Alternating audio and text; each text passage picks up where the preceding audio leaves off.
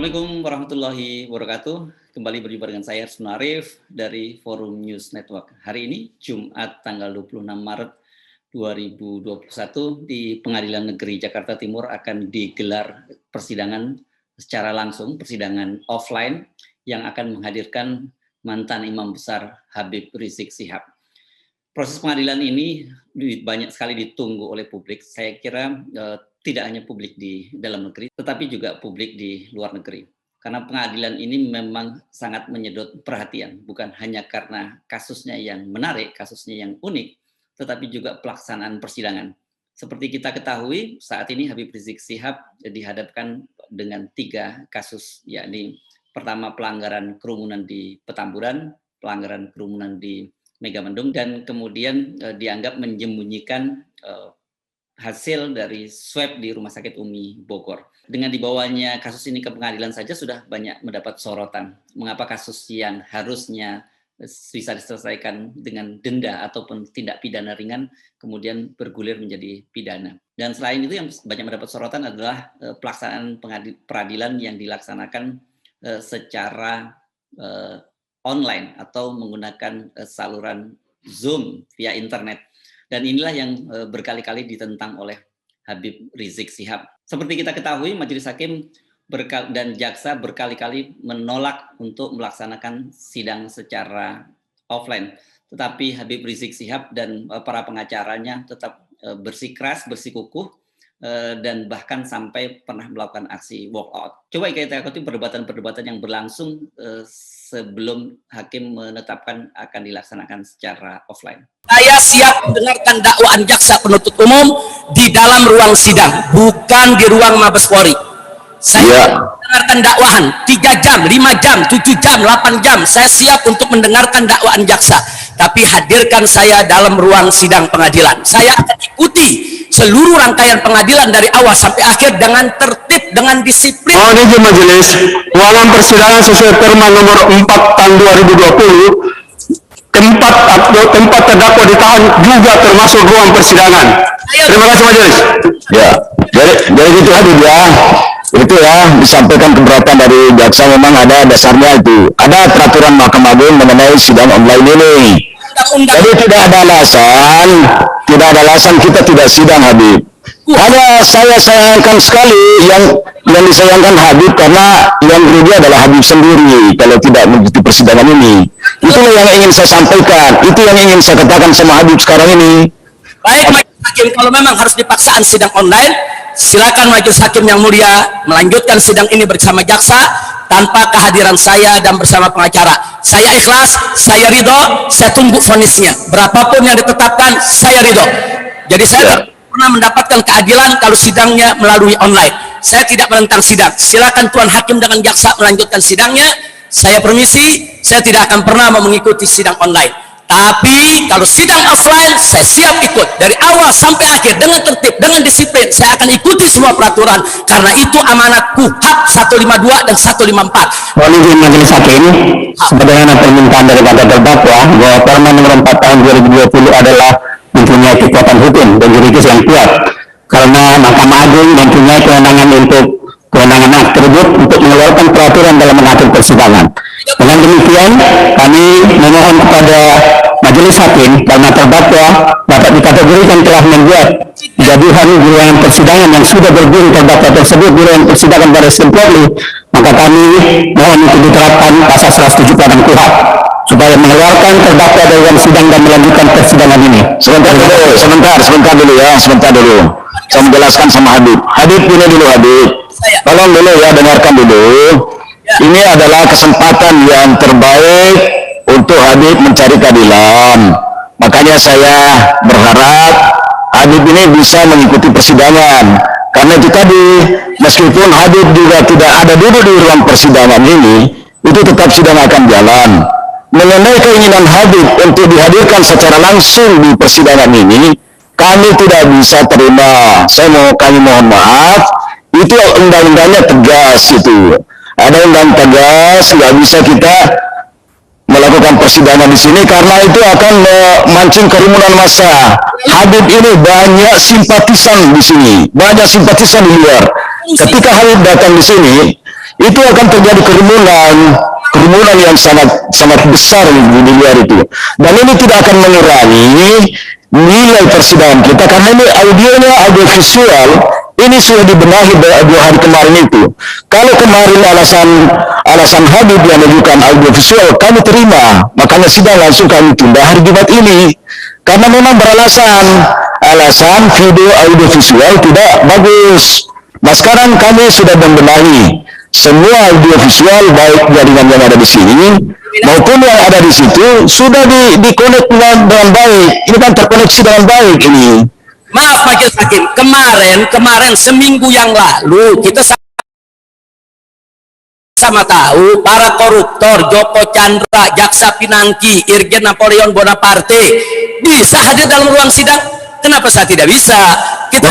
Maaf ya, Habib itu beda. Habib ini banyak simpatisannya. Ketika hadir di sini banyak kerumunan itu. Itulah perbedaannya Habib dengan yang lain, bukan diskriminasi. Hakim untuk yang dipercaya itu tidak ada diskriminasi di sini, Habib.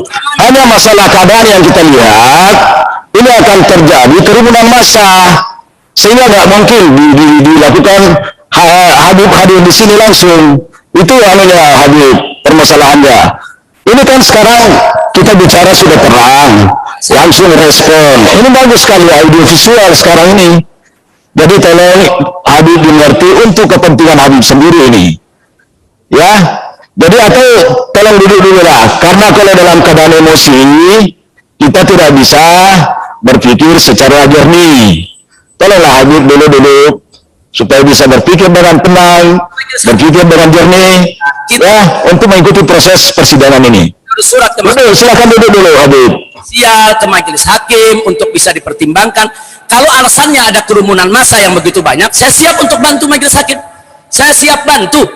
Kita tidak bisa Habib, mohon maaf tidak bisa. Ada perintah undang-undang yang harus kita penuhi. Itu tidak bisa itu Habib itu. Ini kan tidak mengurangi nilai persidangan ini. Yang paling penting sekarang adalah kita mau menguji dakwaan yang didakwakan kepada Habib ini. Apakah dakwaan itu benar atau tidak benar? Kita lihatlah bukti-bukti di persidangan ini. Itu yang kita harapkan sekarang. Kita di sini hanya melihat bukti-bukti. Itu yang kita kaji di sini. Saya hormati putusan Majelis Hakim. Terima kasih atas segala informasi arahannya. Jazakumullah khairal jaza. Tapi sekali lagi saya sampaikan dengan berat hati, saya tidak ridho untuk sidang secara online. Dan kalau dipaksakan, saya mohon izin, saya akan walk out, saya akan keluar dari ruang sidang ini. Kalau Majelis Hakim dan para jaksa ingin melanjutkan sidang, saya ridho Anda semua melakukan sidang tanpa kehadiran saya dan tanpa kehadiran pengacara. Saya tiap tunggu di dalam sel berapa vonis yang akan dikemukakan. Saya ridho. Saya tidak mau berdebat lagi. Saya tidak mau menghina pengadilan ini. Majelis Hakim yang terhormat, seluruh yang ada di sana, terima kasih atas arahannya. Setelah perdebatan yang berlarut-larut, akhirnya Majelis Hakim seperti disampaikan oleh Ketua Majelis Hakim Suparman Nyompang menyepakati atau menyetujui dan mengabulkan permohonan dari pengacara Habib Rizik Syihab untuk melaksanakan sidang secara offline.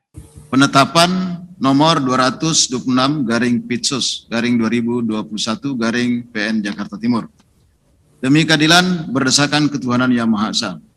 Pengadilan Majelis Hakim Pengadilan Negeri Jakarta Timur membaca berkas perkara nomor 206/Pitsus/2021/PN Jakarta Timur atas nama terdakwa Habib Muhammad Rizik Syihab. Identitasnya telah termuat lengkap di dalam penetapan ini. Menimbang bahwa terdakwa telah didakwa penuntut umum melakukan tindak pidana sebagaimana yang termuat dalam surat dakwaan penuntut umum. Menimbang bahwa penasihat hukum terdakwa melalui surat bertanggal 23 Maret 2021 telah mengajukan permohonan pemeriksaan di persidangan secara offline dengan alasan untuk memenuhi asas sederhana, cepat, dan biaya ringan.